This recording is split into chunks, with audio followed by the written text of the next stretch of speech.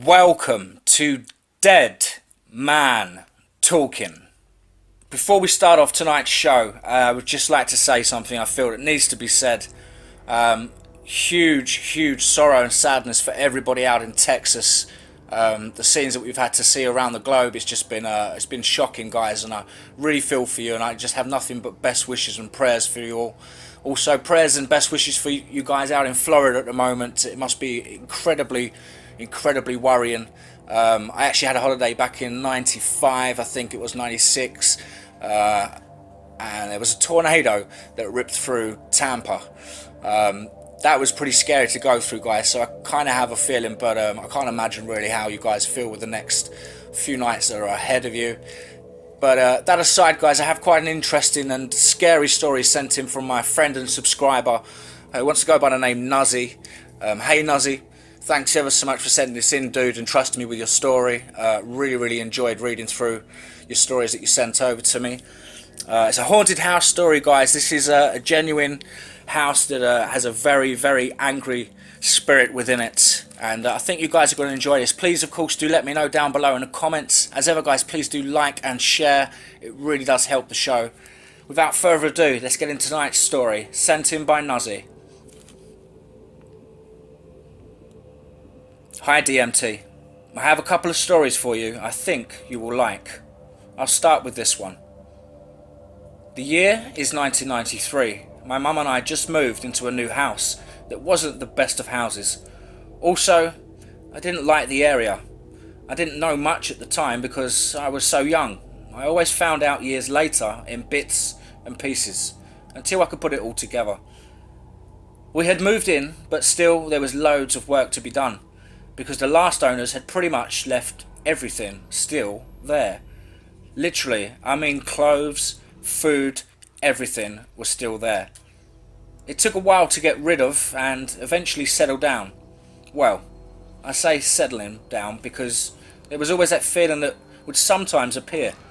The feeling that you've been watched or something was not quite right. And if I was in my room, I swear I could hear whispering. But I always thought that's just my mum and her boyfriend downstairs. But now, when I really think about it, I doubt it was. One night, I remember being in bed trying to get some sleep. You know that feeling you get when your eyes adjust to the darkness and you can see a little bit better? Well, I could see my bedroom and a very dim light from the outside. Well, all of a sudden, I remember my eyes catching the corner of the room and a dark shape appeared to be getting bigger and bigger and moving towards my bed till it was at the very end of my bed, hovering over me. I quickly went under the covers and sinking my head into the pillow and then slowly removed the covers from my eyes, and I couldn't see it anymore. I turned to my left and the thing was on my left side of the bed. I cried out and went downstairs immediately where I could hear my mum and her friends, of course, oblivious to what was happening. It was just me having a nightmare, and that was all, is what they said. 10 minutes later, I was back in my bed, and my mum's boyfriend had showed me everything was fine, and nothing's in my room. No monsters, no nothing, and I accepted it. Now, almost 2 weeks later, I was woken up by my mum and her boyfriend picking me up in a blanket, wrapped it around me, and we all went for a drive in the car at night. I had no clue why or what this was about until a year or two later. I heard my mum and her friend talking in the kitchen in the new house. They were talking about ghost stories, and what had happened at the last house came into conversation.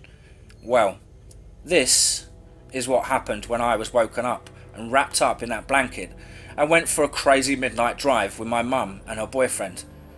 This is what happened. They had just gone to bed finally to get some sleep, but then suddenly were woken up. My mum had a better light from outside her room, so it was dark, and it was just a street light. She had mentioned that there was a tall, dark figure, possibly a woman, standing at the end of their bed. She whispered to her boyfriend, who we will call John. "John! John! Are you awake? John!" He replied, "Yes." "Are you seeing what I'm seeing?" "Yes." Needless to say, they couldn't get out of bed fast enough. They ran to my room, grabbed me, and the rest, well, is history. Oh, but wait, I left something out. Remember when I said the house was untouched and everything still being there, food and all? Well, that's not the last bit, and that's not the half of it. The last owner had lost his wife, and unfortunately had kept his wife in that bed for 2 weeks in the bedroom. And he also made a candlelit shrine with Mother Mary and all sorts of religious things in the room with her. Whatever it was that I saw and they saw could have quite literally possibly been her spirit. Or could it have been something else altogether? Regards, Nuzzy. Wow, guys, wow. Thank you, Nuzzy. That is a really, really creepy encounter that I kind of heard time and time again about these malevolent shadow spirit figures just standing next to you above the bed or in the corner of rooms. You would not believe the amount of emails I receive in regards to that type of nature experience. It's quite shocking and hair-raising nonetheless. Hope you guys enjoyed that one. As I said before, please do let me know down below in the comments. Please do like and share, guys. If you haven't subscribed to DMT, please hit that subscribe button. It really, really helps the show, and we appreciate your support. Without further ado, guys, as ever, remember, be safe, not sorry.